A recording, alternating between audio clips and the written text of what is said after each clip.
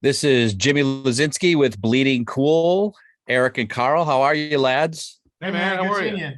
I'm dynamite. Thanks so much for asking. Don't have a lot of time, so let's dive right into these softballs I have for you. Any spoilers come up, I promise I'll hold them until it's appropriate, so feel free to speak freely if you can.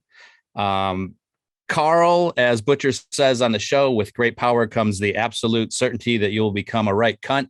Can you talk a little bit about Butcher's journey, and does he become the monster that he is trying to defeat? Where we find Butcher at the beginning of season 3, he's incredibly frustrated with the status quo.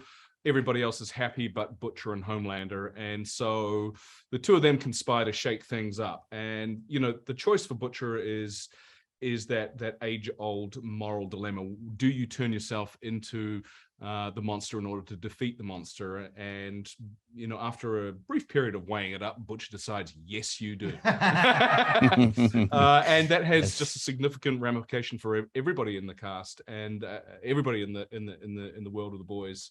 And for me, it was a lot of fun to play in the superhero sandbox and to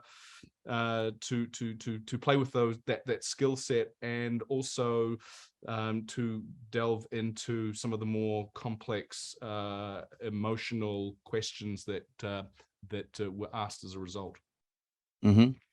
Eric, for me, episode 6, HEROGASM, is the most anticipated episode of this season, and at the same time, the funniest. And we find our heroes at their darkest, what a lot of people would call the all is lost part of this story. Can you talk about how you approach the delicate balance of comedy and dark truth of this superhero story? Yeah,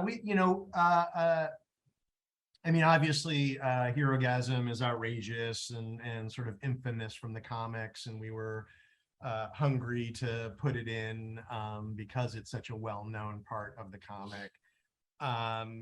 But that said, like everything in the show, it's a little bit of a Trojan horse. And what was really functional about HEROGASM was it was a big enough event that many of our characters could come together and crash into each other. It's rare to have an event that you could get Homelander, Butcher, Soldier Boy, Huey, Annie, the Deep, A-Train, all in like one spot. Right. That's really hard, narratively. So it was inevitable that once we had such a big event that would draw all of these characters crashing into each other, that a lot of emotional things were going to happen. A lot of things we've been waiting a really long time for, like Huey and A-Train standing off, and obviously this big Soldier Boy Butcher Homelander fight. And it's always really important that you just never be just shocking and outrageous. You have to ground it, and so really finding the moments of humanity and pathos and danger and tension, like in the middle of all that, I think is actually not just, an important balance, but I think it's actually crucial to it working.